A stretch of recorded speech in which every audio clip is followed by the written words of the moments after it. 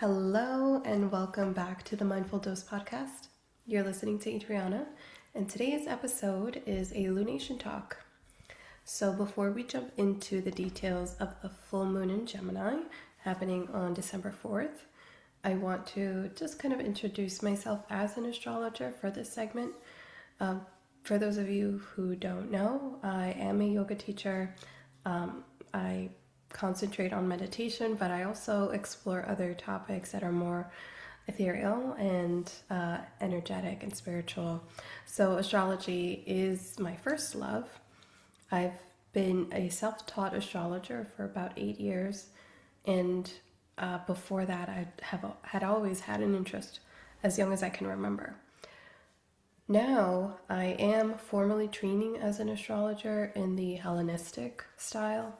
So these lunation talks, this segment on the podcast, is more so for me to get comfortable speaking the language of astrology to the public. My goal and intention is to kind of simplify the language so that everyone can follow along. So it's kind of like pop astrology, but with wellness and mindfulness threaded into it. So with that being said, these episodes are super casual. I mean, the framing alone right now is not perfect, but I'm okay with that. This is just public practice. So bear with me. I think that eventually these episodes will grow into something more concrete, such as giving you horoscopes. So in the meantime, grab your notebook, grab your calendar. I like to reference time when I do talk about astrology. So you'll need that if you want to follow along and jot down notes. Awesome. All right, so I did shuffle the Rider-Waite Tarot deck to get a feel for the message behind not just this episode, but for the lunation in total. So I had the intention to draw one card, and 3 came out. We got 2 major arcanas, the Judgment and the Star, and we got the King of Swords. Really strong cards, a really strong combination as well. So this lunation is a full moon in Gemini. Sagittarius is on the opposite end. The sun is there. The moon is in Gemini. They're at 13 degrees. Keep this in mind because I'm going to bring it up again. These are mutable signs, meaning they are flexible. They can, adapt to their environment. So the lunation energy is mutable, it's flexible. Tied exactly to the degree, exactly at 13 degrees, are the nodes of the moon, which are at Pisces and Virgo. Another mutable set. So the nodes in astrology, which is the north, the highest point and the lowest point of the moon's ecliptical axis, they're in Pisces and Virgo at this time. So when we recently had our eclipse season back in September, they were in Pisces and Virgo. Now, we're not in eclipse season. There is no eclipse energy here, but this lunation is tied to the eclipses. So the Pisces and Virgo eclipses began in January of 2025. They will end July of 2026. And in between the Pisces-Virgo eclipses, there will be Leo and Aquarius eclipses. But I'm going to just stick to the nodes through Pisces and Virgo. So these are, the nodes are a way for us to read a chart to see the direction for the individual. Now, what it means when it's a transit is a little bit different because everyone's birth nodes are their true, like, North Star kind of thing, if you will, expression. With it being a transit, it really highlights that house in our chart. So the Pisces and Virgo house. Right now, the Virgo is kind of like lessen your Virgo tendencies. And if you have any placements in the Virgo house, just kind of like trust the process on the other end where the Pisces house is. The Pisces house is more intuitive. it's more emotional, and it's more about surrendering control, whereas Virgo is about control. So with this lunation, this full moon in Gemini, there is this release of control. And with all of these signs at 13 degrees, all of them being mutable signs, the need to be flexible, like the energy around us is malleable. We can shape shift ourselves and shape shift the circumstances tied to us. This is really good because I want to talk about the moon in Gemini at 13. I looked back at the calendar, and June 4th is when the sun was in Gemini at 13 degrees. And Gemini season this year was eventful. We had a lot of major changes happen, and these changes were kind of like a preview to what 2026 and beyond is going to look like.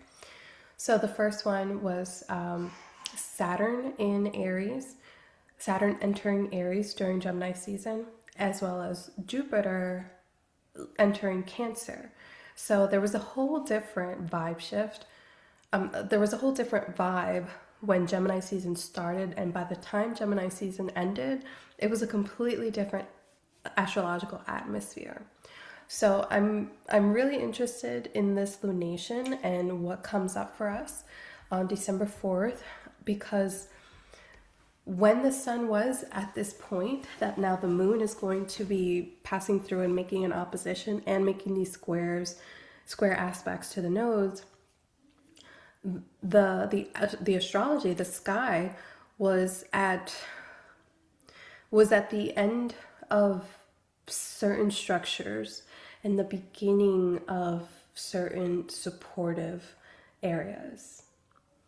So full moons are typically a time to release and let go.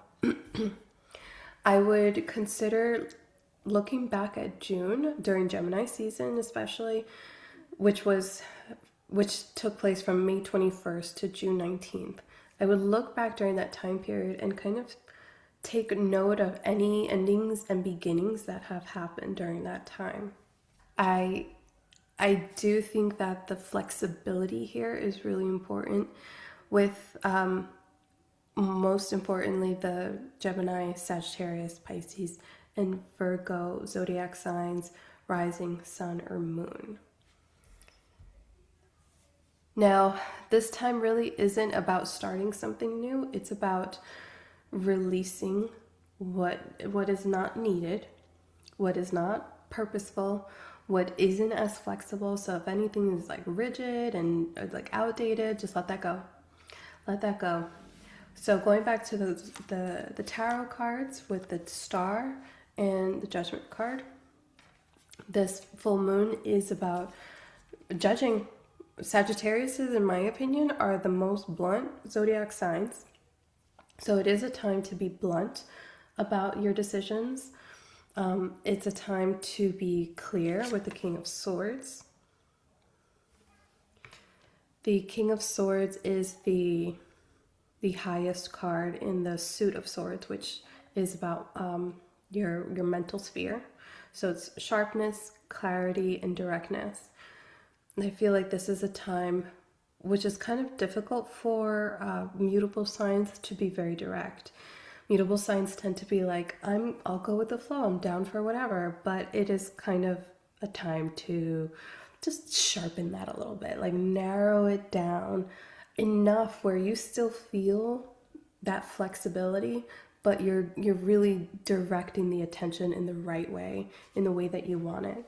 And with the star card, for those of you who are just listening, it's a person who is without clothes, with one foot in water and one foot on land. And in both hands, there's a pitcher of water that is being poured into the body of water and the land. So I typically connect this with Aquarius because it's a water bearer sign.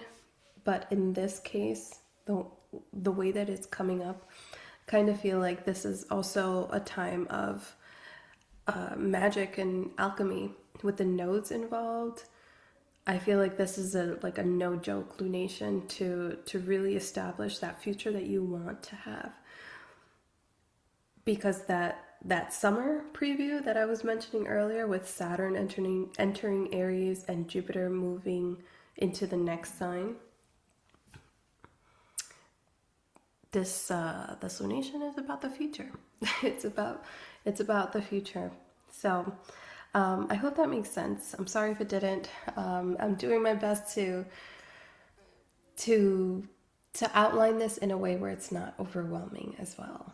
In addition to the moon, the sun and the moon making a square aspect to the nodes, we do still have this water trine in the sky with Saturn in Pisces, Jupiter in Cancer, and Mercury in Scorpio.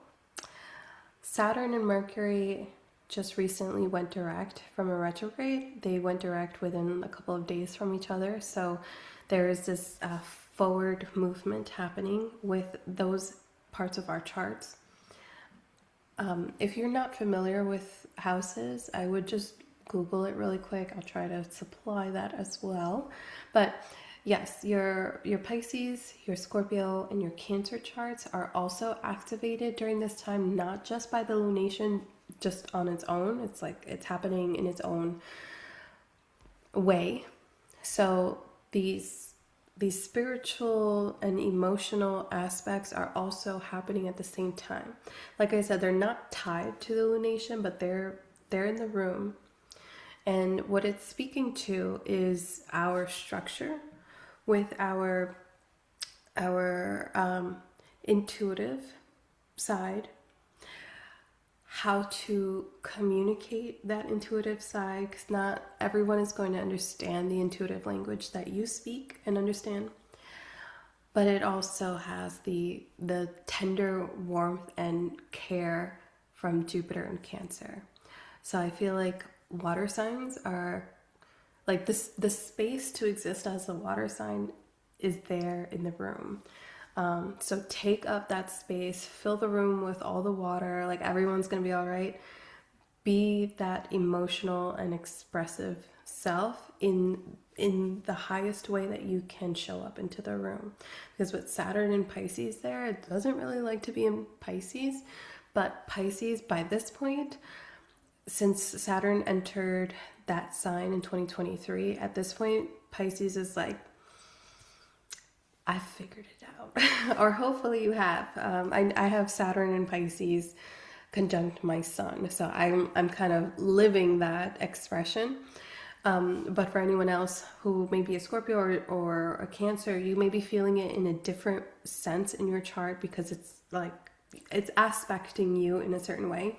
But it's there. Like I said, it's in the room. This grand trine of the water signs is here in the room, and it's about that structure and support of that emotional and intuitive side.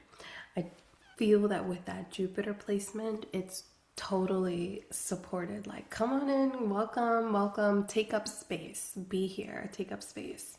So I'm personally taking that call by doing these lunation talks as unstructured as they may seem compared to some of my astrology friends who are doing this super professionally.